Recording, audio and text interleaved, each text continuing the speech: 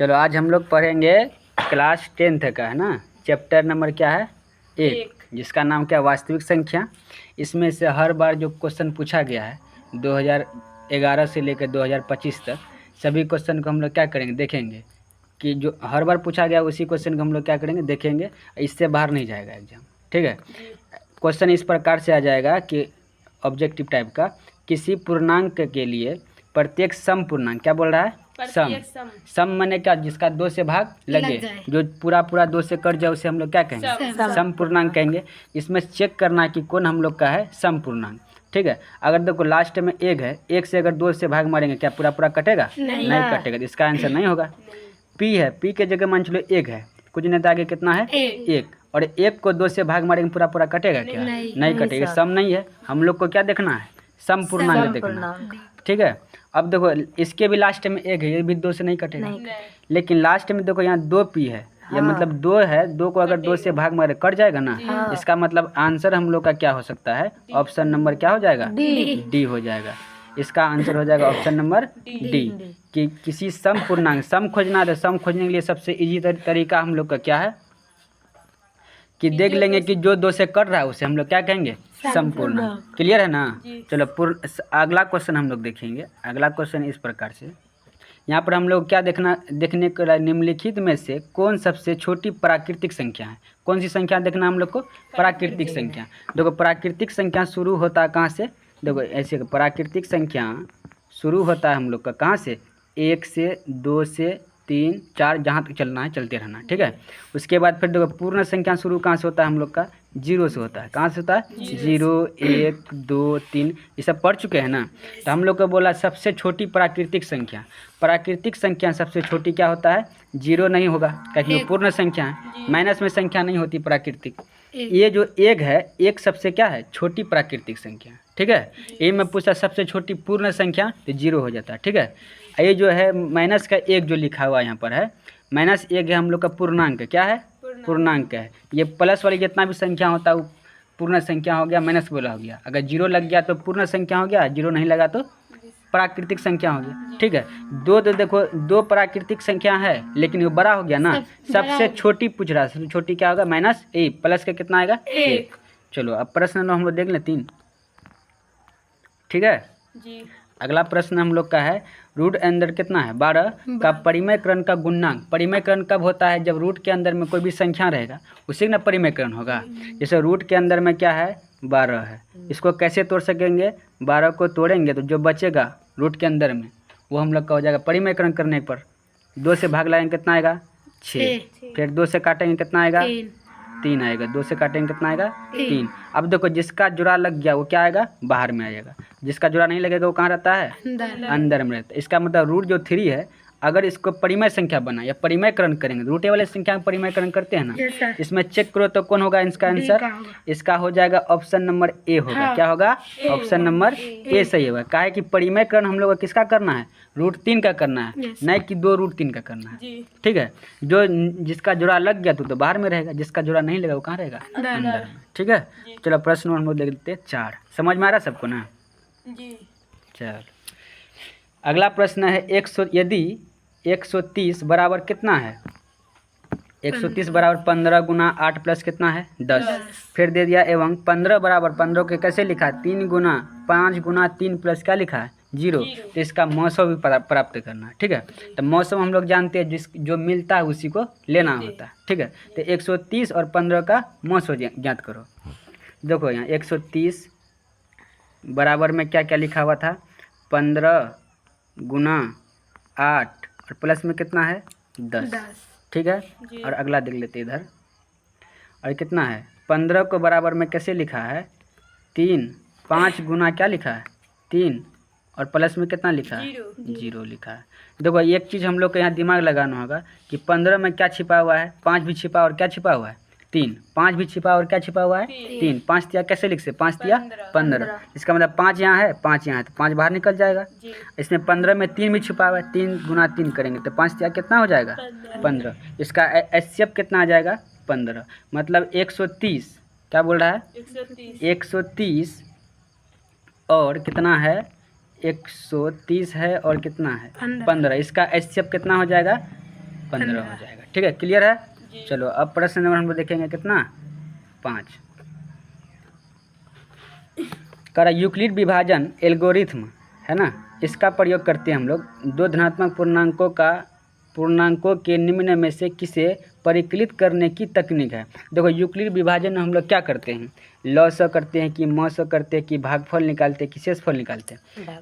Euclid विभाजन में हम लोग जब भी किए हैं जैसे कि 15 और 18, इसका बोलेगा कि एचसीएफ ज्ञात करिए, क्या करने के लिए, भाग विधि से, ऐसे ना बोलता था। तो इसमें यूक्लिड विभाजन में किसका प्रयोग करेंगे हम लोग, मॉस निकालेंगे। क्या निकालते हैं, मॉस। समझ में आ रहा। चलो प्रश्न नंबर हम लोग देखेंगे कितना आप 6 बोला 45 और 60 का क्या निकालना है, मॉस। 45 और 60 का क्या निकालेंगे, मॉस। मॉस का मतलब फुल फॉर्म क्या होता है, HCF।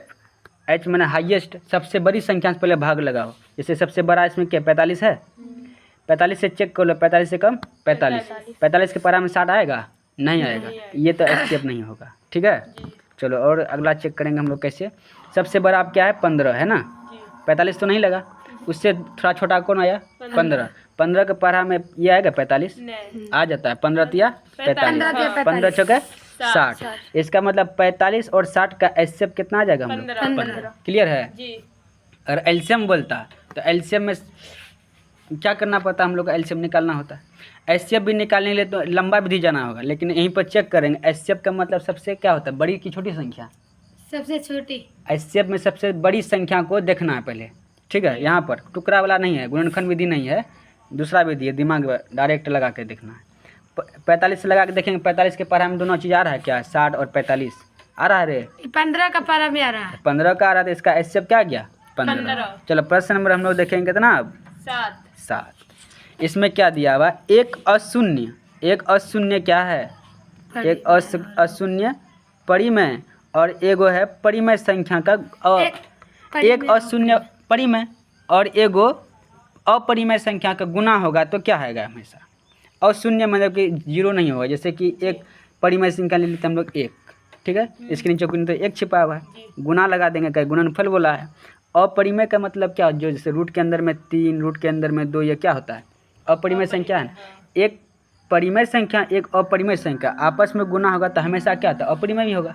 ठीक है, तो ये हमेशा क्या होगा, अपरिमेय। ऑप्शन नंबर कितना हो गया, बी हो गया। चलो प्रश्न नंबर अब देखेंगे हम लोग कितना 8 देखेंगे।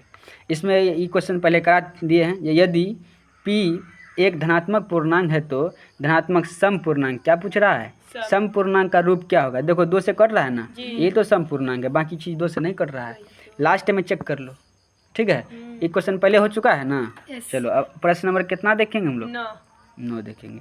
9 में क्या, किसी धनात्मक पूर्णांक Q के लिए धनात्मक विषम बोला, विषम का मतलब जो 2 से नहीं कटे उसे हम लोग क्या कहेंगे, विषम। तो विषम पूर्णांक खोजिए। देखिए ये 2 से पूरा कट रहा है 6, लास्ट में 2 है तो पूरा कट रहा है, लास्ट में 4 है तो पूरा कट रहा है, लेकिन लास्ट में देखो 1 है तो क्या 2 से कटेगा, जो 2 से नहीं कटेगा उसी ने कहते हम लोग विषम पूर्णांक। तो इसमें से विषम चेक करना, तो ऑप्शन नंबर कितना, सी। चलो प्रश्न नंबर हम लोग देखेंगे अब 10। ठीक है, 10 में है, यहाँ इस प्रकार से क्वेश्चन है, कलर ले लेते इसका। ठीक है, यदि भाग एल्गोरिथ्म A बराबर BQ प्लस R, ये समीकरण हम लोग को दे दिया है। ठीक है, जिसमें A का मान कितना है 72 और Q का मान कितना है 8 और R का मान कितना है 0, तो B का मान क्या होगा।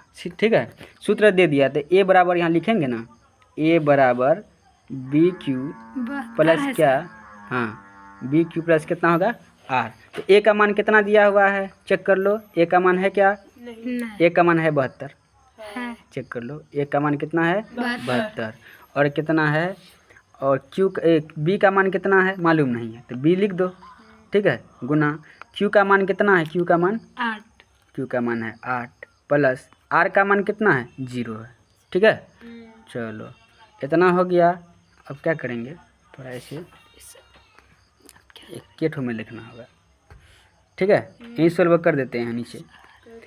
तो A बराबर क्या रहेगा, यहाँ पर 72 की जगह 72 है, गुना में किस में आ जाएगा, ये 8 है, गुना में किस में आ जाएगा, भाग में। 8 9 72, यहाँ कितना आ गया 9, उधर कितना बच गया बराबर में क्या बच गया, बी बच गया। क्या बच गया, बी। तो देखो बी का मान क्या आ गया हम लोग का, 9 ना आ गया, क्या कि 0 का वैल्यू तो नहीं है, सीधा समझ लो। जैसे कि एक बार मिटा करके लिख देते हैं, समीकरण दिया हुआ है ना, है यहाँ, यहीं से देख देख के ए का मान कितना दिया हुआ है, 72। 72। बी का मान मालूम नहीं है, छोड़ दो। क्यू का मान कितना दिया हुआ है, 8। प्लस R की का जगह मान प्लस, आर का मान कितना है, 0। अब देखो ये संख्या है, संख्या तरफ आएगा कि नहीं आएगा, Yes. 8 इधर आ गया, यहाँ मान चलो कि 8 हम लोग का खत्म हो गया, यहाँ पर 8 क्या हो गया, 8 खत्म हो गया। किस में आ जाएगा, अब बट्टे में आ जाएगा। बट्टे में कितना आ गया, 8। बराबर में उधर कितना बचा, 0 में अगर गुना करेंगे इधर देखो 0 जुड़ेगा नहीं जुड़ेगा, सिर्फ क्या बचेगा, बी बचेगा। तो ये कट जाएगा, तो 8 9 72, 9 बार में कट गया, तो इसका आंसर क्या आ जाएगा, ए। ऑप्शन नंबर ए हो गया। ठीक है, पूरा क्लियर है अब, समझ में आ रहा है। वही प्रश्न फिर से दे दिया है। ठीक है, देखो तुम लोग, ठीक है, देखो यहाँ ए का मान क्या कितना दिया हुआ है, बी का मान दिया हुआ है कितना, 61, और सर ए का मान, ए का मान क्या दिया हुआ है यहाँ, तो कैसे कैसे दे दिया है, ए बराबर बी क्यू प्लस आर में बी बराबर 61। यहाँ पे प्रश्न गलत है, इठो छोड़ दो। अब देखो इठो देखो देख लो,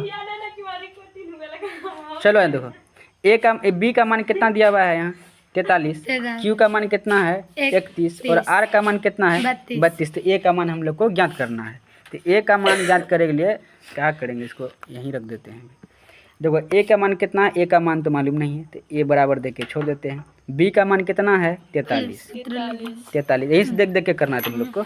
बी का मान 43 और क्यू का मान कितना है, क्यू का मान 31 प्लस आर का मान 32। आर का मान कितना है, 32। थोड़ा कलम निकल और करो, क्या 32 गुना करो, क्या सर? 31 गुना करो, कल 31 गुना 43 करो, कितना आएगा, गुना 43। हाँ करो फटाफट करो, 31 गुना 43 करो। यहाँ पर देखो 43 गुना अगर 31 करेंगे कितना आएगा, 13 33 आएगा, कितना आएगा, 13 33, ये सच है ना। प्लस कितना लिखेंगे, 32, कितना लिखेंगे, 32। अगर ये दोनों को जोड़ देंगे ना तो कितना आएगा, 13 65 आएगा। 13 कितना आएगा, 65। ये क्वेश्चन तुम लोग हर दिन करते रहना, यहाँ इससे बाहर अवे नहीं करेगा, ये जान लो। चलो इधर देख, अब हम लोग देखेंगे प्रश्न नंबर कितना है ये, 13। वृत्ताकार पथ पर 3 धावक एक ही स्थान पर दौड़ना प्रारंभ करते हैं, तो एक चक्कर लगाने में 3 घंटा, 4 घंटा, 8 घंटा लगता है। तो तीनों को प्रस्थान मिलने पर पुनः समय कितना लगेगा। देखो जब भी इस प्रकार का आएगा ना सवाल, 3 4 8 एक घंटा चल रहा है, तीनों एक जगह कब आके मिलेगा, तो एलसीएम निकालना। क्या निकालना उसका, एलसीएम। तो एलसीएम इसका कितना आ जाएगा, 3। एलसीएम होगा कि, रुको ऑप्शन में थोड़ा देखने दो, हाँ एलसीएम निकाल लो, 3 और 4 और 8 का, 3 है 4 है और क्या है 8। देखो सबसे बड़ा संख्या 8 है ना, तो 8 को 3 का 3 में 8 आता है क्या, नहीं आता। थोड़ा 8 को बढ़ाओ, 8 दूनी 16, 8 तिया 24। देखो अब 3 का पारा में 24 आएगा, 4 के पारा में 24 आएगा, और 8 के पारा में क्या आएगा, 24। तो एलसीएम निकालेगा, यही तरीका है। तो देख लो ऑप्शन नंबर क्या हो जाएगा इसका, डी हो जाएगा। ऑप्शन नंबर डी राइट हो जाएगा। ठीक है, चलो अब देखते हैं हम लोग प्रश्न नंबर कितना, 14।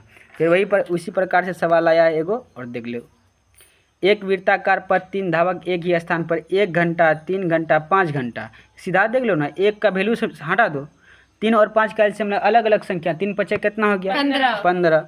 देखो कितना समय लगेगा, 15 घंटा। देखो है ऑप्शन में, इसका मतलब आंसर ऑप्शन नंबर क्या हो जाएगा, डी। चलो सब क्वेश्चन करते रहना है। इठो क्वेश्चन तुम लोग बताओ देख करके क्या आएगा इसका आंसर। कह रहा है क्या कि एक वृत्ताकार धावक, वही सब सवाल वही सब है। ठीक है, देखते चलो कितना घंटा, 2 घंटा, 4 घंटा, और कौन घंटा जा रहा है, 6 घंटा। तो 2 लिख लो, 4 लिख लो, 6 लिख लो।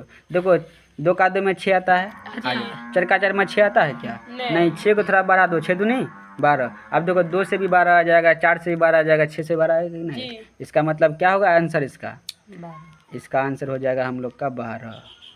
ठीक है, 12 नहीं है, ये है 12, सी नंबर हुआ, इधर मिस्टेक। चलिए आंसर सिर्फ याद रखना कितना होगा, 12।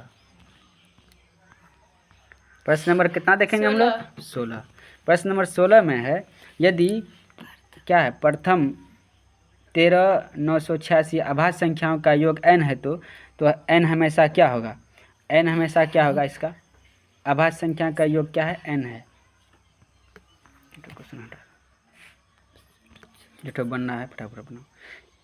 सबसे छोटी पूर्ण वर्ग संख्या जो 16, 20 और 24 से भाज्य हो वह क्या कहलाता है? सबसे छोटका है तो मतलब इसका देखना एलसीएम क्या होगा? 16, 20, 24 इसका एलसीएम कितना आएगा? वो संख्या चेक करो जो कि 16 से भी कट जाए सबसे छोटका, और 20 से भी कट जाए, और किससे कट जाए? 24 से। देखो अगर इसको चेक करते 240 को तो 16 से कटेगा? 16 से कटेगा? काटो। 24 कट रहा है, ये कट जाएगा। कितना है? वहाँ कितना? 16 है, 20 है, 24 है। 240 है।